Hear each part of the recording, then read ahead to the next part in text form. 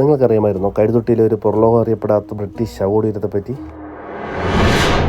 അതെ, 13 നമ്പർ പാലത്തിൻ്റെ പ്രാരംഭഘട്ടത്തിൽ എഞ്ചിനീയറായിട്ട് സേവനമനുഷ്ഠിച്ചിരുന്ന ജെറാൾഡ് മെറ്റ്ലാൻഡ് ഹെരിയോട്ട് എന്ന ആളുടെയാണ് ആ ശവകുടീരം.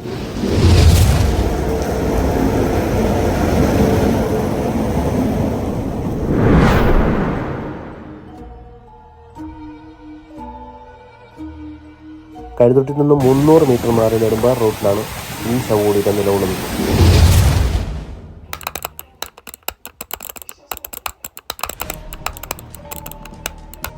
ആയിരത്തി 1895 അദ്ദേഹം റെയിൽവേ ദൗത്യമായിട്ടെടുത്ത് ഇന്ത്യയിലേക്ക് വന്നത്.